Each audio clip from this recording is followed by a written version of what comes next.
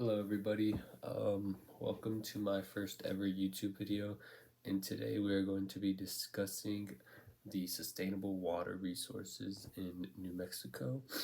And please bear with me as I am just getting over a sickness, so just bear with me please. And so I'd like to start this off by saying, although people believe this is not a major issue in New Mexico, I would argue that this issue deserves more attention because of how many people will be affected and how devastating and horrible these effects can be. And so first, I want to start off with what are sustainable water sources. And so sustainable water sources are resources that are used to minimize the number and the amount of water used. And so some example of those, and you have seen some in UNM, is on the I've seen some, for example, in the bottom floor of the sub bathroom.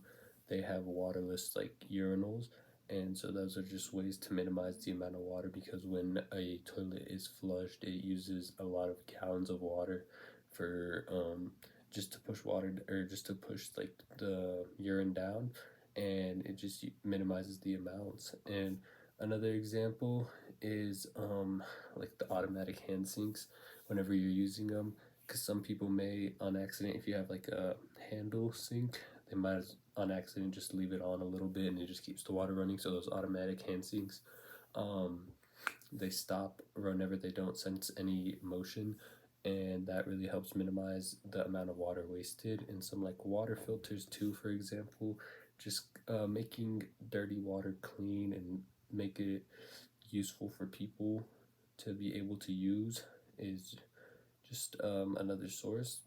And so we need sustainable water sources in because New Mexico is in a decrease of usable water supplies and an increase in water demand, and that is according to grandchallenges.unm.edu. And so the water demand is increasing as people are, taking care of their lawns, people are buying water all the time, people use water in everyday things, and so the water demand is increasing, but New Mexico is just kind of in a decrease right now for that usable water supply, and so it's tough to meet the demand whenever they can't, when they're in the decrease. So why is water important? So water is one of the most important resources to humans. It is used in everything that the humans need to basically survive. So without it, you can't function. And so we need water, like for example, we need water to drink and hydrate ourselves, and for agriculture actually. So for agriculture, we need, a lot of water. That's how we get our food and everything. And you know for example, I got this my water bottle right here, and this is what I drink out of, just to hydrate myself. So that's one perk of water. That's what we need it for. And then obviously the agriculture, cleaning ourselves, taking showers, and you know rinsing off, washing our hands, keeping us safe and clean. And then even in most of our cooking, we use water, like boiling pasta, mixing water with other things. So really, without water, we would kind of just like fail as a society. We can no longer eat like clean and healthy and stay hydrated. And so some important things to know is that like climate change is a huge growing problem in New Mexico. And so according to globalchange.gov, New Mexico has high areas of water stress, and according to the grandchallenges.unm.edu, they are ranked number one for water stress, so they are the most water stressed state. And I wanted to show you guys this map.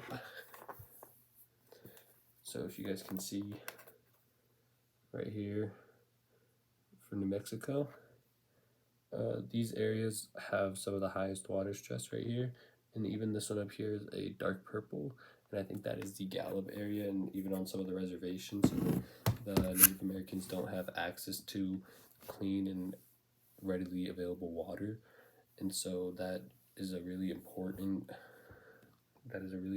picture, because it shows us how many areas are actually lacking the water they need. And So, New Mexico, we do have rivers to get our water from. Like we have the Rio Grande and other rivers, but some of them also flow through Texas, and so Texas has a much higher population than New Mexico does. So, um, they also have a high demand and use that water. But I think that the states need to come to a conclusion and find a way in the middle ground that can support both states at once, and be able to meet the demands of both states. So not one state is being stressed and the other isn't, because it's unfair to New Mexicans that we have to deal with this problem.